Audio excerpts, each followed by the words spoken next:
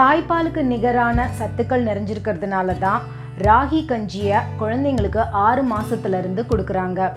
அப்படிப்பட்ட ராகியில் கூழ் எப்படி செய்கிறது அப்படிங்கிறத தான் நம்ம இன்றைக்கி பார்க்க போகிறோம். இப்போ எப்படி கூழ் பண்ணுறது அப்படிங்கிறத பார்க்கலாம் வாங்க. நான் உங்கள் லக்ஷு, நீங்கள் பார்த்துட்ருக்கிறது ஆயுஷ்மா-ஹெல்தி லைஃப்.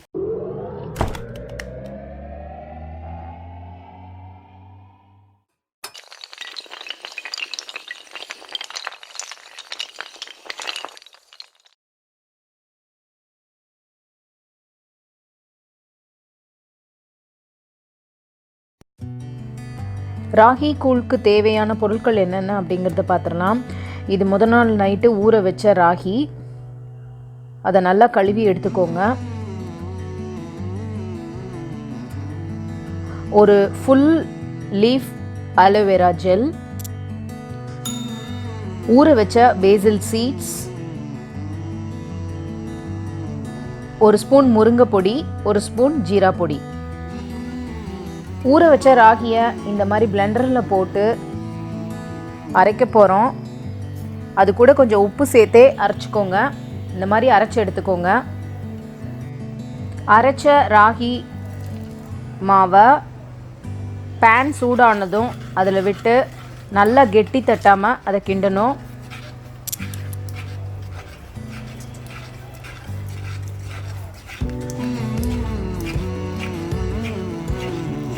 கொஞ்சம் கெட்டியானோடனே தண்ணி சேர்த்து மறுபடியும் கிண்டுங்க.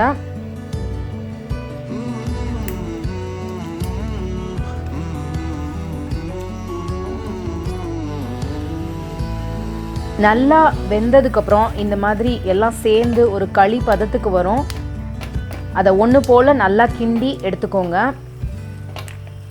இப்போது இது நல்லா வெந்துருச்சு. இப்போ அடுப்பை ஆஃப் பண்ணி அப்படியே அந்த களியை கொஞ்சம் ஆற விடுங்க.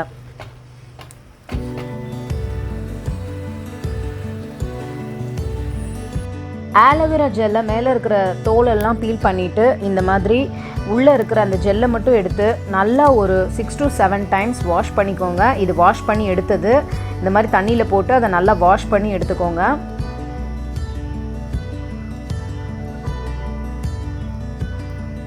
வாஷ் பண்ண ஆலோவேரா ஜெல்லை பிளெண்டரில் போட்டு நல்லா அரைச்சி ஜூஸாக எடுத்துக்கோங்க. இந்த மாதிரி ஜூஸாக எடுத்துக்கோங்க. ஆலோவேரா அரைக்கும்போது தண்ணி சேர்த்து அரைக்க வேண்டாம். அதை அரைச்சோடனே இந்த மாதிரி ஜூஸ் ஆகிடும். இந்த மாதிரி அரைச்சி எடுத்து வச்சுக்கோங்க. ஒரு கப்பில் கடைஞ்ச மோர் எடுத்துக்கோங்க.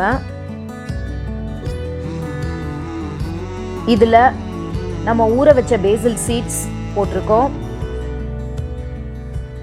அரைச்சி வச்ச ஆலோவேரா ஜூஸ் கலந்துருக்கோம். ஒரு ஸ்பூன் முருங்கை பொடி, ஒரு ஸ்பூன் சீரகத்தூள்,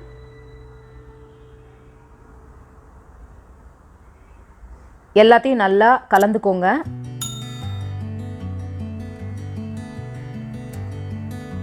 ஏற்கனவே ஆற வச்சிருக்கிற ராகி களியில் கொஞ்சம் மோர் சேர்த்து நல்லா மசிச்சுட்டு ஆலோவேரா ஜெல், பேசில் சீட்ஸ், முருங்கை பொடி, சீரகத்தூள் கலந்த மோரை அதில் சேர்த்துருங்க. ஒன்று போல் வெட்டி தட்டாமல் ஒன்று போல் கிளறிக்கோங்க.